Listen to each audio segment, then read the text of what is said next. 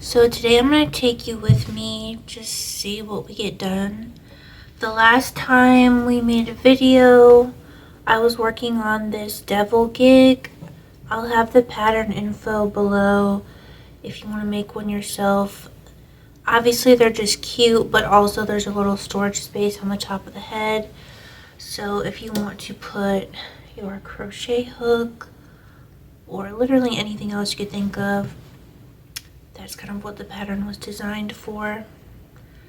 And I included the details. The original pattern isn't for a devil, it's just for the doll itself. So the details include the horns and the tail so you can turn it into a devil. Since I saw you, I got this hook, the Furls crochet hook, and it's quite heavy and loud on your work surface. So I made a little hook rest, and his name is Fushy. He's a cute little fish. He's supposed to be a sardine, but I used foam clay to make him. So if you want me to make a video showing how to do projects with foam clay, I'd be happy. But essentially I just molded it into the shape I wanted. I pressed my hook into it so that it would be a rest, so it wouldn't slide around. You have to let it dry. Then I used acrylic paint to paint it, and then I glazed it, and now it holds my hook so my hook won't roll around. So if you see that on my desk, that's what that is.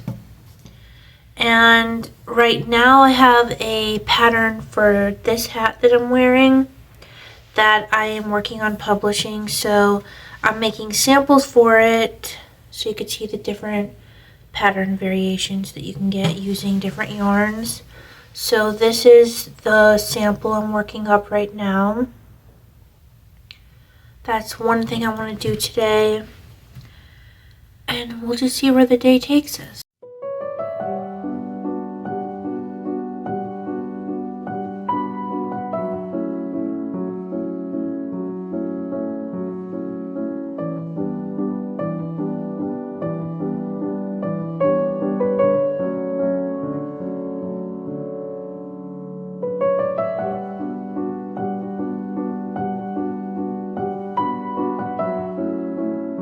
Brief intermission to do my nails.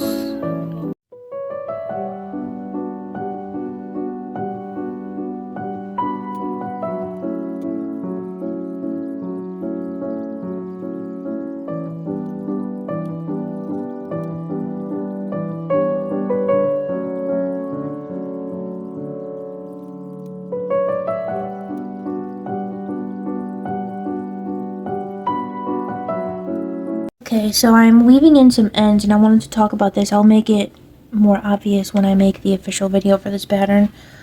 But this pattern, you can use a lot of scraps with it. And so you wind up, if you change color every time it tells you in the pattern, you'll have a shit ton of ends. So I just want to show you how I tie them in. When you go to change your color, you'll have two colors that meet up. I do tie a little bit of a knot. Some people are against knots, and that's okay. Don't tie them if you don't want to. So I have these two lengths here. Now normally you would sew in your ends on the back of your work. However, this is a hat where you fold up the brim, so the wrong side is going to be showing. So we're actually going to weave in the ends on the front side. And the row where these two colors are lining up with the stitches is where I'm just going to weave in my ends. I like to pick up a few stitches one way, pull that through, and weave them back, but I skip one of these legs of this stitch so the yarn will catch. You want to wiggle it around a little bit and cut it off. That way it's a pretty seamless way. I don't think it's very noticeable where the ends are to begin with, and then when you fold your brim, they are even less noticeable. And so it's a couple hours later. I took a couple breaks. We are halfway done with the hat, and I've started to do the next section, weaved in the ends. I love how it's turning out so far. It's going to be really pretty. And you saw that I did my nails. I hated how my nails looked. Girl, they were bugged up. But we fixed those. Those look a lot better. And yeah, that's all I have to visually show. I've been working on doing some typing up of things and stuff like that. So I'm trying to get this hat done today. We'll see. It's currently 8:45.